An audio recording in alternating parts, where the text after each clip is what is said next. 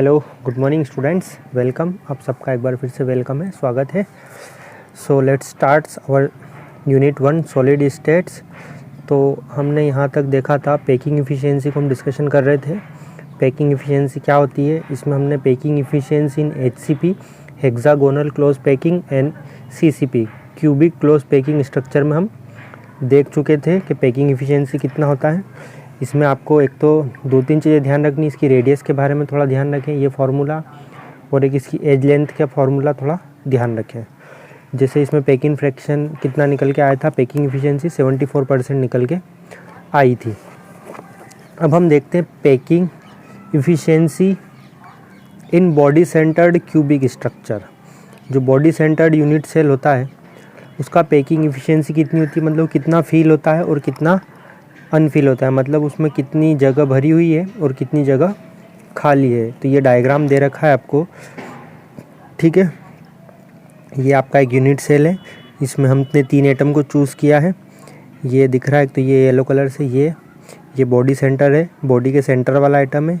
ये एक इसके कॉर्नर पे है और एक एटम ये कॉर्नर पे। तो हमने इन 3 एटम को चूज़ किया है।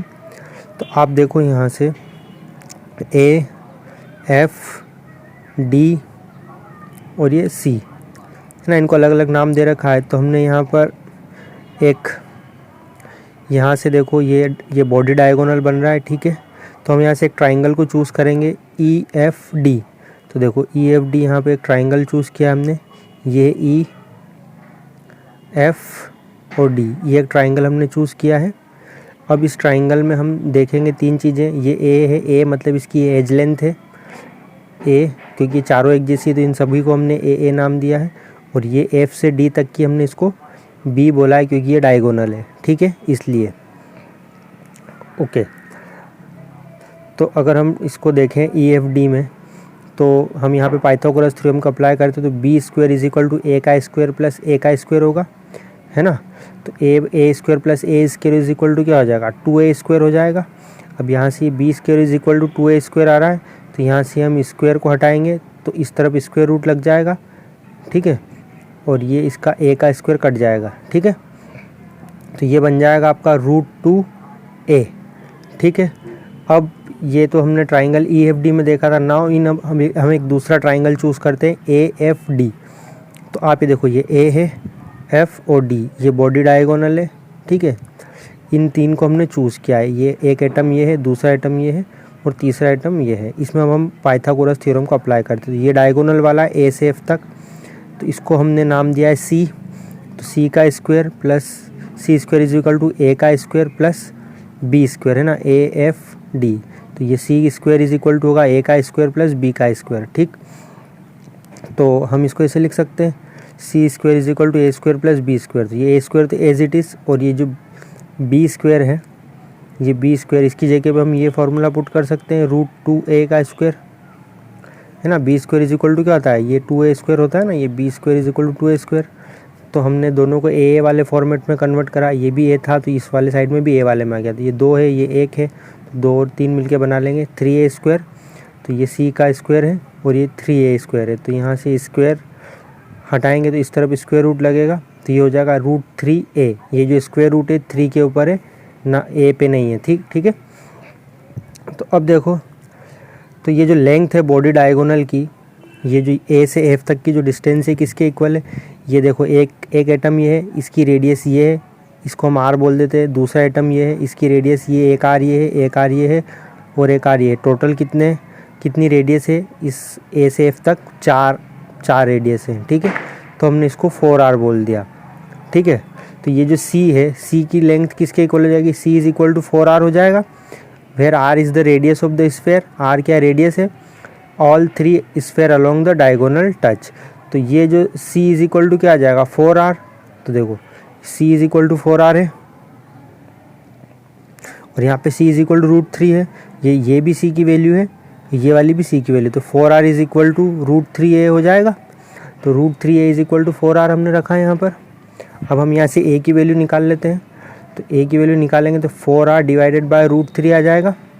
And also we can write, अब यहाँ से हम रेडियस भी निकाल सकते हैं। तो रेडियस क्या हो जाएगी, ये √3 ए डिवाइडेड बाय 4 हो जाएगा, करके देख लेना। ये आर को इस तरफ लेंगे, 4 डिवाइड में आ जाएगा, √3 इसके मल्टीप्लाई में आ जाएगा। अब हमको पता है कि ये जो बॉडी सेंटर्ड होता है cubic units, body centred unit cell, in this type of structure total number of atom कितने होते हैं? बॉडी सेंटर्ड क्यूबिक स्ट्रक्चर में 2 एटम होते हैं, तो 2 एटम है, तो इन दोनों एटम का वॉल्यूम हम निकाल लेते हैं। तो 2 एटम का वॉल्यूम कितना आ जाएगा? 2 एटम होते हैं ना एक यूनिट सेल में बॉडी वाले में, तो 2 का वॉल्यूम क्या आ जाएगा? स्फीयर का वॉल्यूम क्या था? 4/3 πr³। तो 2 से मल्टीप्लाई कर देंगे तो 2 एटम का आ जाएगा, एक एटम का होगा 4/3 πr³। तो वॉल्यूम ऑफ द क्यूब क्या होगा? वॉल्यूम ऑफ द क्यूब होता है a³ will be equal to, किसके इक्वल हो जाएगा? a³ इसके 4/4 √³ r, और इसका 3 हो जाएगा ये, ठीक है।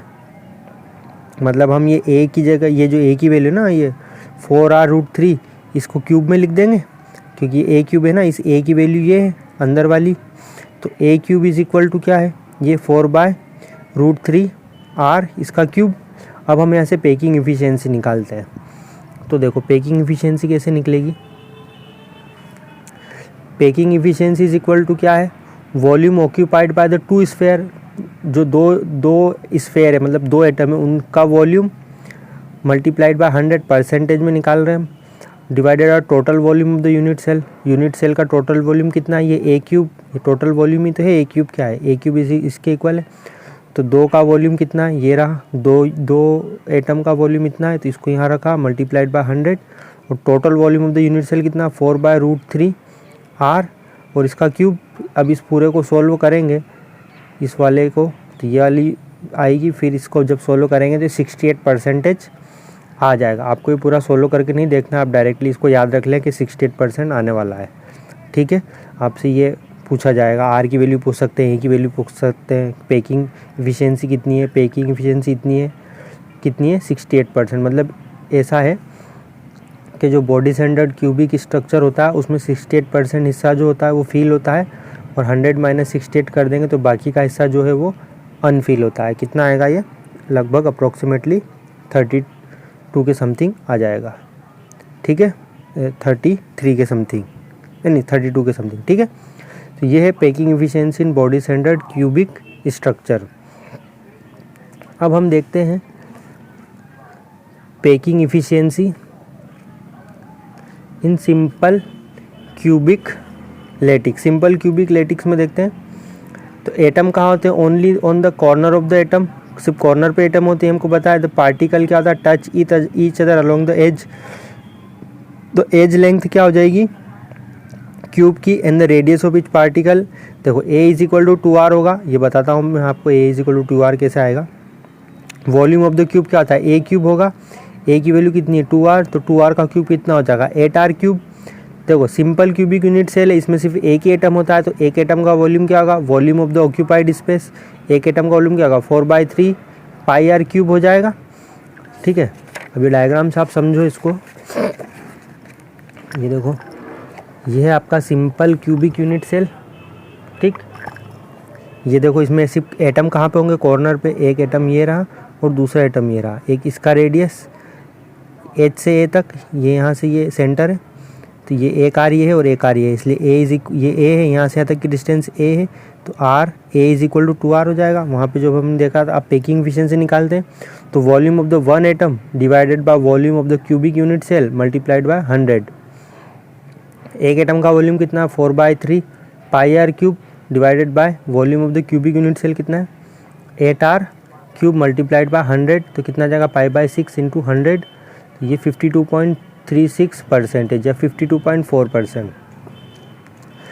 तो हमने देखा कि सिंपल क्यूबिक यूनिट सेल जो है इसमें 52.4% हिस्सा तो इसका फील है, और बाकी जो है जगह वो खाली है। तो हम कंक्लूज़न क्या निकालेंगे यहाँ से कि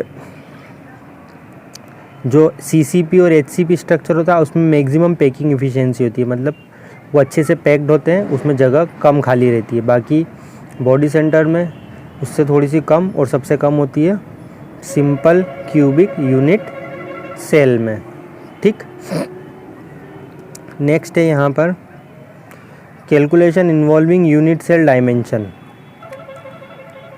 सब कुछ कैलकुलेशन करते हैं हम यहाँ पर, देखो तो ओके। देखो calculation involving unit cell dimension. अब यूनिट सेल डायमेंशन का कैलकुलेशन करेंगे तो देखो क्या है, इसमें क्या देखना है हमको, एक फार्मूला है वो आपको याद रखना है। Volume of the unit cell कितना होता है, ए क्यूब होता है। Mass of the unit cell मतलब एक यूनिट सेल का मास मतलब कितना होगा, उसमें कितने एटम है और एक एटम का वजन, मान लो उसमें number of atom in unit cell multiplied by mass of each atom. तो नंबर ऑफ एटम को हम रिप्रेजेंट कर रहे हैं जेड से और उसके मास को हम रिप्रेजेंट कर रहे हैं एम से, तो ये मास ऑफ यूनिट सेल आ जाएगा। ठीक, तो mass of an atom present in the unit cell, mass किस तरह से निकालते हैं हम, एम क्या होता है, एम इज़ इक्वल टू ये मास है और ये एम क्या है कि molar mass divided by N A. N A क्या होता है, एवोगैड्रो नंबर। ठीक है, तो ये मास यहाँ से निकल जाएगा, molar mass divided by Avogadro number. So हम अब इसकी डेंसिटी कैलकुलेट कर सकते हैं। यहाँ से density of the unit cell क्या आएगी, mass of unit cell divided by mass by volume होता है, एक यूनिट सेल का मास डिवाइडेड बाय उसका वॉल्यूम। तो मास ऑफ यूनिट सेल कितना है, अभी हमने देखा z मल्टीप्लाइड एम। ठीक है, तो इसको हम लिखेंगे z मल्टीप्लाइड एम। वॉल्यूम कितना है, ए क्यूब, ये भी देखा हमने, वॉल्यूम ए क्यूब होता है ये रहा, और ये मास ही होता है जेड इंटू एम। तो मास बाय वॉल्यूम की वैल्यू रखेंगे, तो जेड एम मास, ये जो स्मॉल एम है मास, इसको हम क्या लिख सकते हैं, एम बाय एन ए। तो इस एम की जगह मैं लिखता हूँ M divided by N A, molar mass divided by Avogadro number. तो Z molar mass a cube multiplied N A, और ये क्या कैलकुलेट कर रहे थे हम, डी। तो ये डेंसिटी का फॉर्मूला आपका निकल के आएगा यहाँ से, जेड एम ए क्यूब और एन ए। तो density of the unit cell क्या होती है, same as the density of the substance. इस फॉर्मूले से हम यहाँ से डेंसिटी कैलकुलेट कर सकते हैं। ठीक है, ये डेंसिटी को कैलकुलेट करने का फॉर्मूला, अगर आपको डेंसिटी पता है तो मोलर मास कैलकुलेट किया जा सकता है, या डेंसिटी मोलर मास पता है तो एक यूनिट सेल में कितने एटम है वो कैलकुलेट कर सकते हैं, वॉल्यूम कैलकुलेट किया जा सकता है, और एवोगैड्रो नंबर तो आपको पता ही है। ठीक,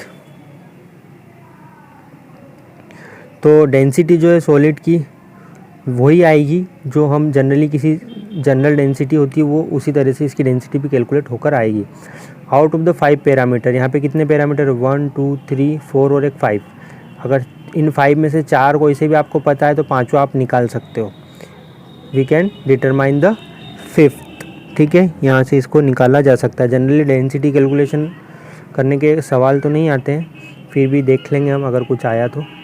बाकी आज के लिए हम इतना ही इसको छोड़ देते हैं, बाकी हमारा नेक्स्ट उसको शुरू करेंगे अगले पार्ट में। ओके, सभी को बहुत बहुत शुक्रिया। जो जो पढ़ाया जा रहा है इनको प्लीज़ रीड करें, समझें और सैम्पल क्वेश्चन पेपर और पुराने क्वेश्चन पेपर सॉल्व करें। Okay, thank you very much.